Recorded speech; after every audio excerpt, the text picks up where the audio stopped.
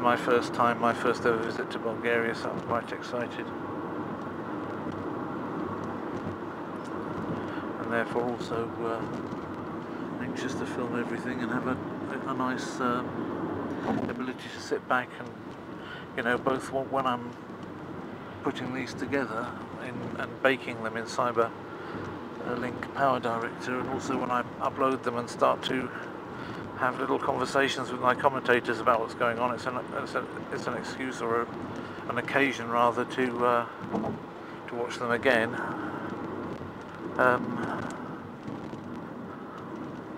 And that's the delight of it. That way things don't get forgotten. Whereas before I used to film, I really don't have that much living memory of the things I did then. You know, if I went there, I'd probably say, oh yes, this looks familiar, I've been here, but just being able to call it to memory from nothing is nigh on impossible, I think, especially if you go to a lot of places. If you don't film them, if you don't keep records of them like this, then they all merge into one, you know, and that's why it's very well worth doing it. Well worth doing it even if you don't have a YouTube channel, but if you do have one, then it gives you a place to put them and a place where you can share them, and you might be surprised, as I'm surprised, that other people actually enjoy looking at them as well. And you get various kinds of comments. You get complimentary ones and you get abusive ones, which is fair enough, I don't mind. I'm quite amused usually by them. I think somebody would have to try pretty hard to upset me in that respect. People usually manage to upset me that are not trying to, by doing things that I don't want them to do and which don't make any sense in real life. That has been known to happen, but to actually try to upset me by comments or insults on YouTube videos, best of luck to you for that, I think. I draw the line at people insulting people that are guests on my films, but I don't want to turn their cheeks for them, but I certainly can turn my other cheek or just have a bit of a scrap anyway but I won't be genuinely offended, I don't think, in most cases. Sometimes people then all like joining in and there's a massive pile-on. That's always fun.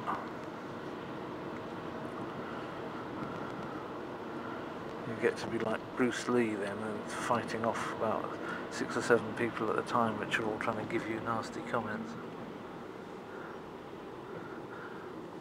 Yeah, nice, interesting. The A. Blagoyev Polygraphic Combine.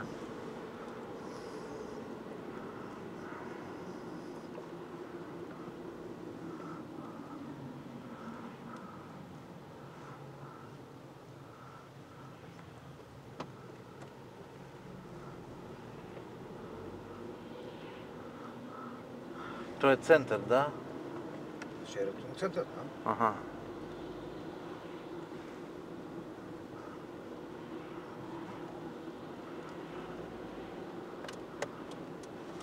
That's nice. Some nice details, architectural details on some of these buildings.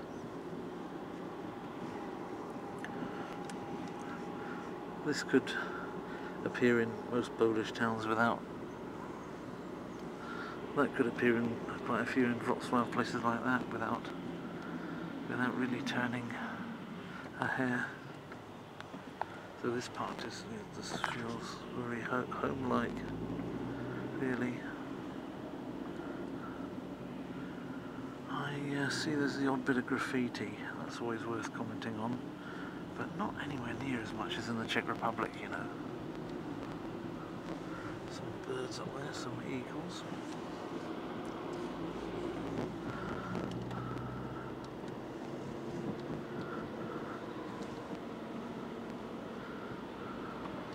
The lane looks, it could do with a lick of paint, but it's not that badly kept. I don't see much by way of rubbish around on the floors, you know. I don't see much by way of graffiti, only the odd bit. So, quite nice autumn colours on the trees. I think they're at about the same stage of leaf fall as in Poland, maybe just a tad earlier because it's further south, but it's also further east and it's very continental, so it can get pretty cold here too.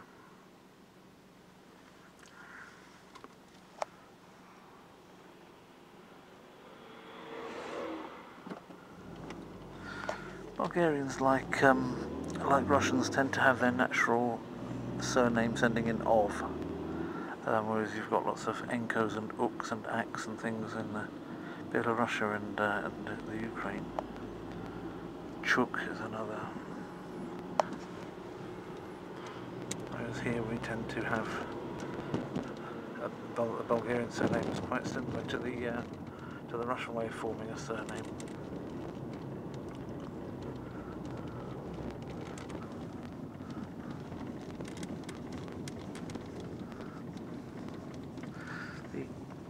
The thing that you'd notice about, there's a few things morphologically that you can notice about Bulgarian. One of them is that, there's the flag up there, the white, green and red.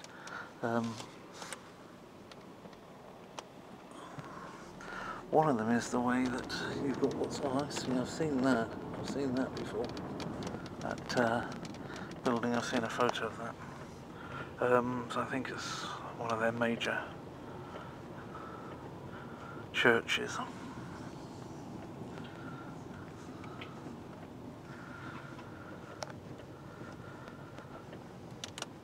It's a capital city, but it's got 1.3 million people. So the whole country's got a little over 7 million people, so it's quite cosy, really, by the standards of some countries.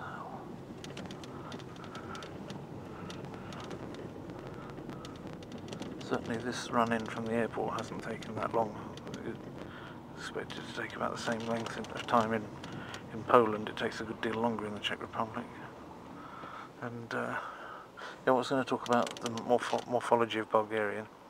That's an interesting police thing there. That reminds me a little bit of Yugoslavia, really. I've seen those things, I think, and certainly Russia. You don't see that much in Poland and Czech Republic or Slovakia. So, yeah, morphology of Bulgarian. They have the definite article tacked onto the end of the noun, if they want to use a definite article, and they have no use of the infinitive. So if they want to say I want to walk, they would say, or I want to go. They don't say I want to go, they say I want that I go. Iskam da putyevam, or something like that, petuvam. So that's the way it works. Those two features, the lack of infinitive and the tacking on the end of the... That's pure Balkans. That's just pure Balkans. A Balkanization. To a greater or lesser extent, all of the languages do this in the Balkans. One or another of those two features. So, for example, Greek doesn't have the infinitive. Modern Greek. The Romanian does use the infinitive, but it has the tacking on at the end of the definite articles. And Bulgarian does both those features. Bulgarian also has something called the reportative voice, which you got from Turkish, but it has simplified. That's very nice, isn't it? It has simplified all of the cases of the noun, and instead of having nouns put into the genitive, you usually have na put in front of it. And na seems to give that sense of the genitive sense.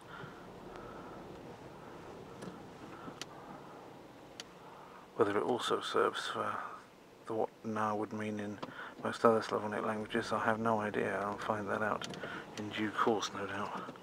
But I didn't have time to...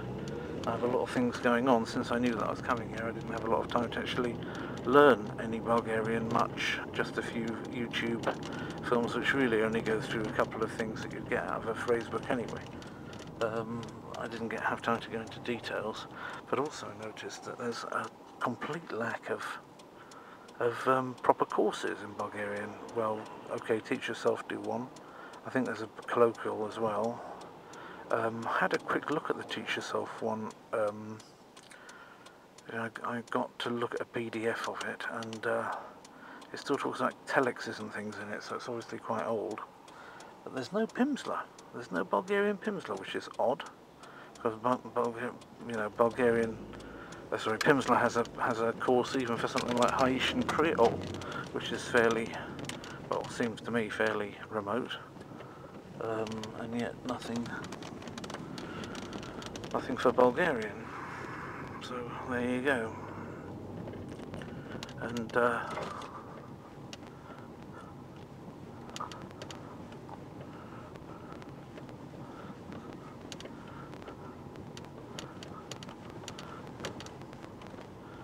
Какво е часът?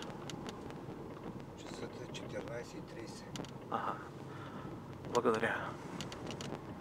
So it's an hour ahead. 1 hour ahead. Okay. I'll change my watch when I get out of here so that I can do it more precisely.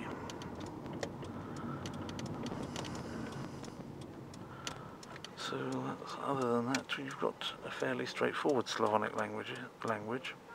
Other than those things which make it rather different. Close, of course, is Macedonian. Macedonians and Bulgarian is fairly mutually intelligible. Also, I was looking at a Wikipedia article that talked about various accents within Bulgarian.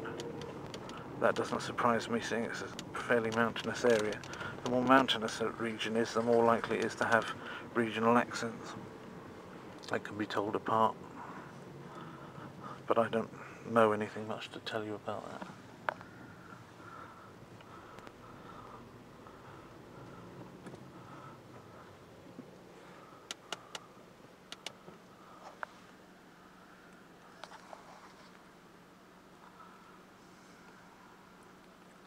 So even there, when you see number 1 vodka in Bulgaria, Bulgaria, doesn't turn the Bulgaria into locative case as it would in Russian or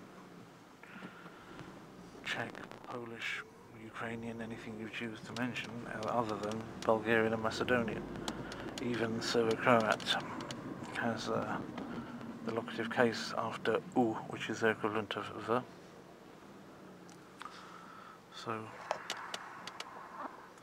bit of an odd one out, but still easy to understand most of what they have. It's hard to see a word in their language that isn't either from Serbian. I mean, 1,000 is Hiljada, but that's in Serbian as well.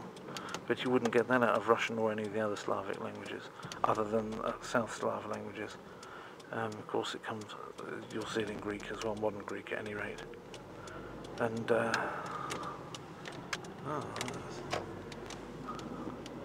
that's very nice. I think we were here not long ago, and now we're coming back the other way, or maybe not. Maybe it's a different place.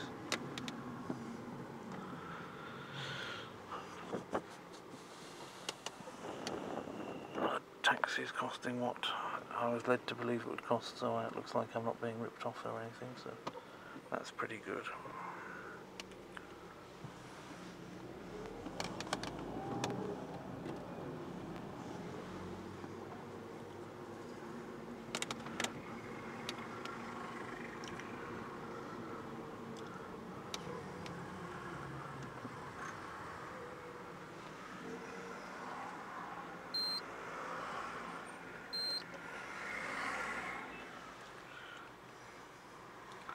That seems to be a Latvian flag over there.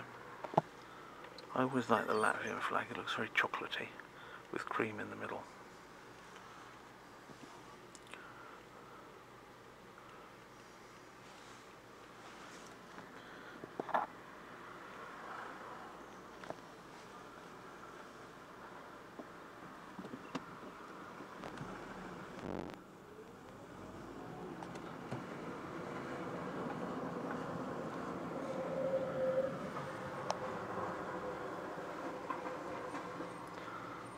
So that's what their trams look like.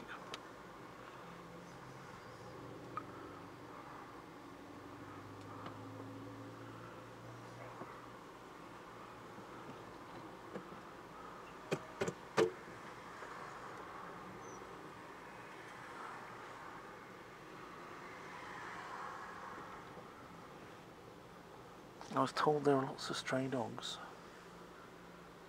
in Sofia. That you had to watch out for them a bit because they could be quite aggressive. But so far I haven't seen any, not from the car anyway. Maybe they come out at night or something.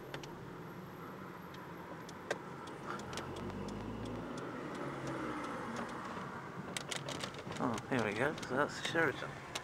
Right, well I may as well turn off since I've got here. Thanks for following through that.